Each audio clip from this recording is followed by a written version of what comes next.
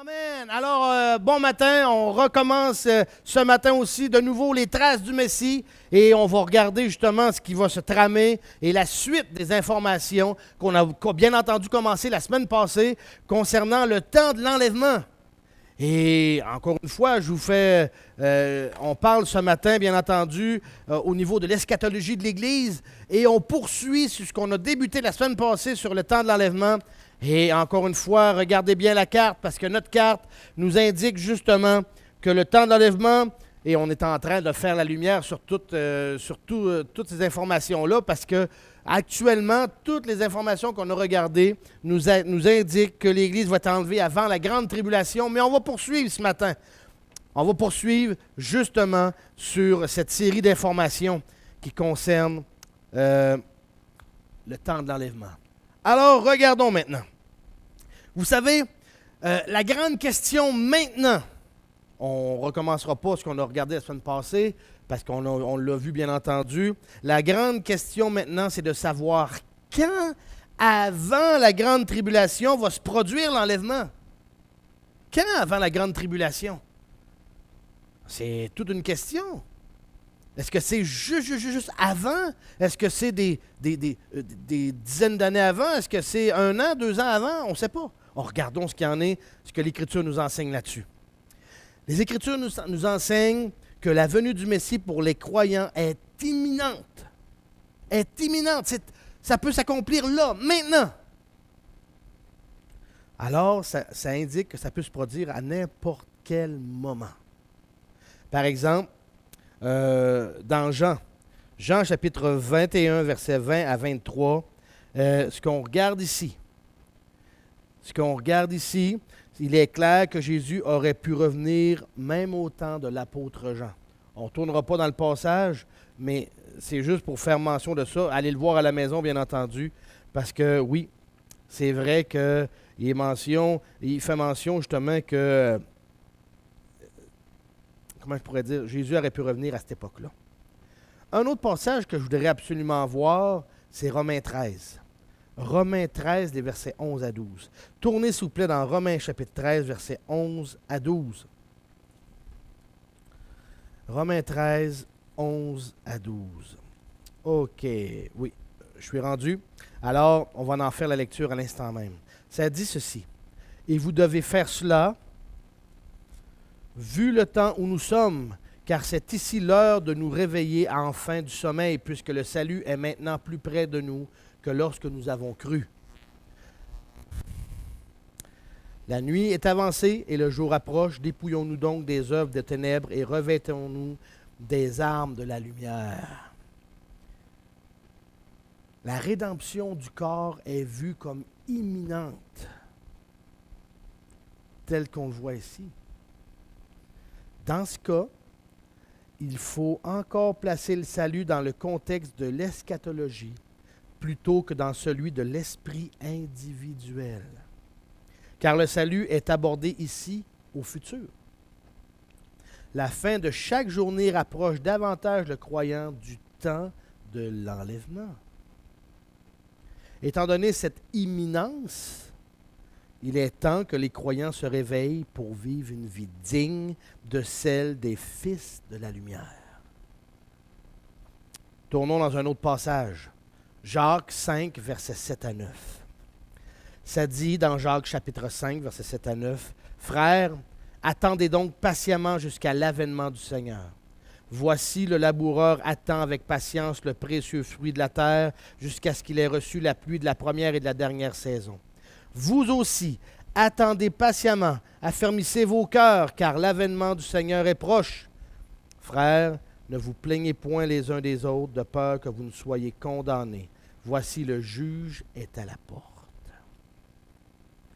L'avènement du Seigneur est donc proche. Et le juge se tient devant la porte. Son apparition est certainement vue ici comme imminente. Il est également possible de voir l'imminence du retour du Messie dans la conclusion du livre de l'Apocalypse, le chapitre 22, le verset 20. Apocalypse 22, verset 20, il dit « Celui qui rend témoignage de ces choses dit « Oui, je viens bientôt. Amen. Oui, Seigneur Jésus. » Bien. Hein? On voit le retour du Messie comme imminent ici aussi. Alors, tandis que les premiers passages que nous avons examinés enseignent que l'enlèvement allait se produire avant la grande tribulation, ces 4 derniers passages enseignent l'imminence de l'enlèvement. L'imminence, qui peut donc survenir à n'importe quel moment. Ça ne peut se réaliser que si l'enlèvement se produit, avant la grande tribulation. Car si on choisit l'option que l'enlèvement va se produire au milieu de la grande tribulation, cela donne au moins 3 ans et demi avant que ça survienne. Lorsqu'on a choisi l'option que l'enlèvement va se produire après la tribulation, on a toujours au moins 7 ans de prévision devant soi. Alors, ces 2 dernières options ne tiennent pas compte de l'imminence du retour du Messie. Aucunement.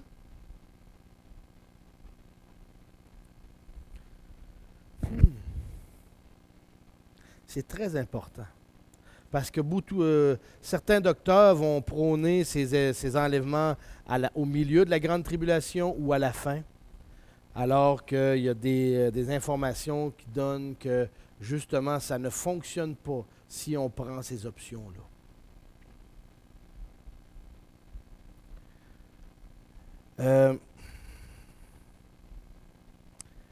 Il faut donc remarquer 2 choses quant au moment de l'enlèvement.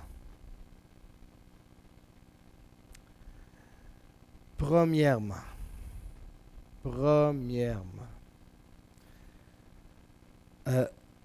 l'enlèvement va se produire avant la grande tribulation. Ça, c'est la première des choses. Comme la tribulation commence par la signature de l'alliance de 7 ans, l'enlèvement peut subvenir au plus tard au moment de cette signature. L'enlèvement ne se produira pas au-delà de ce temps-là. Autrement dit, au-delà du temps de la signature, l'alliance de 7 ans entre l'Antichrist et Israël. Deuxième chose qui nous indique justement l'imminence, c'est que l'enlèvement est imminent. Il peut se produire à n'importe quel moment. Il n'est même pas nécessaire qu'il se produise au moment de la signature de l'alliance de 7 ans. Vous savez, il faut noter une chose. Il faut noter que l'imminence, quand on parle d'imminence de l'enlèvement, l'imminence n'implique pas un temps très rapproché, mais seulement que rien ne doit précéder l'enlèvement et qu'il peut se produire à n'importe quel moment.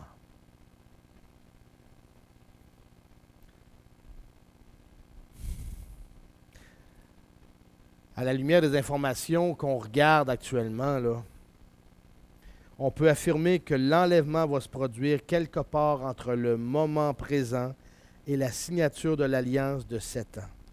La période séparant ces 2 moments-là est appelée période de l'enlèvement encore une fois, dans le schéma. Hein? La période de l'enlèvement ici. Alors, ça signifie donc que cette période-là est comprise entre le moment présent et le moment de la signature de l'alliance de 7 ans. L'Église pourra donc assister à davantage d'événements pré-tribulationnels. C'est un nouveau mot peut-être pour d'aucuns, mais c'est autrement dit pré-tribulation, avant la tribulation. Puisqu'elle a déjà assisté à certains événements. On va le voir dans les semaines qui s'en viennent. Il se peut aussi qu'elle n'en voit plus aucun de ces événements-là, si l'enlèvement survient bientôt. Encore une fois, on peut même ne pas sortir de l'Église ce matin. L'enlèvement peut avoir lieu à la seconde même. Pouf! On entend la trompette, on s'en va. Wow! Quelle libération! Imaginez être dans la présence du Seigneur pour l'éternité. Débarrassé de la présence du péché, débarrassé de la puissance du péché, débarrassé de la peine du péché. Wow! Mais il faut garder clairement à l'esprit une chose, et c'est notre dernier tableau de ce matin, le rapport entre l'enlèvement et la tribulation. Il faut garder une chose en particulier clairement à l'esprit. L'enlèvement se produira avant la tribulation, mais il ne marque pas le début de la tribulation. Pendant longtemps, j'ai cru ça, mais après une étude approfondie, je me suis rendu compte que j'étais dans l'erreur, c'est que je faisais fausse route.